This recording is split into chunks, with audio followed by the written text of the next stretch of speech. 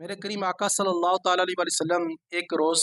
ممبر پہ تشریف فرما ہونے لگے تو ممبر کی پہلی سیڑھی پہ قدم رکھا تو پڑھا آمین،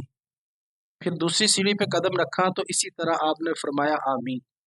پھر تیسری سیڑھی پہ قدم رکھا تو پھر یوں ہی فرمایا آمین۔ جب آپ علیہ الصلوۃ والسلام نے خطبہ ارشاد فرمایا نیچے تشریف لائے تو صحابہ کرام رضوان اللہ تعالیٰ علیہم اجمعین عرض کرتے یا رسول اللہ صلی اللہ علیہ وآلہ وسلم، جب آپ ممبر پہ تشریف فرما ہو رہے تھے تو پہلی سیڑھی پہ قدم رکھتے ہوئے آپ نے آمین کہا، پھر دوسری سیڑھی پہ قدم رکھتے ہوئے بھی آمین کہا،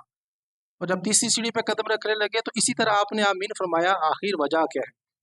پیارے آقا صلی اللہ تعالیٰ علیہ وسلم نے ارشاد فرمایا کہ جب میں ممبر پہ بیٹھنے لگا تھا تو جبریل امین علیہ الصلوۃ والسلام آئے، اور جبریل امین علیہ الصلوۃ والسلام کہنے لگے یا رسول اللہ صلی اللہ علیہ وآلہ وسلم، جو شخص رمضان کا مہینہ پائے اور عبادت کر کے اپنی بخشش نہ کروا سکے وہ شخص ہلاک ہو۔ اس پر میں نے آمین کہا، اور پھر اسی طرح جبریل امین علیہ الصلوۃ والسلام کہتے ہیں یا رسول اللہ صلی اللہ علیہ وآلہ وسلم، جو اپنے ماں باپ کو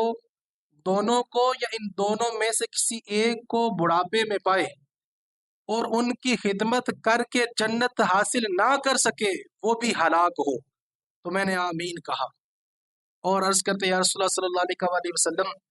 جو آپ کا نام پاک سنے اور آپ پر درود نہ پڑے وہ شخص بھی ہلاک ہو، تو میں نے کہا آمین۔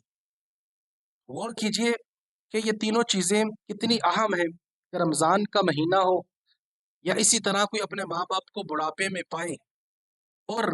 ماں باپ کی خدمت کر کے رمضان کے روزے رکھ کے اللہ کو راضی کر کے بخشش نہ کروا سکے، کتنا محروم انسان ہے۔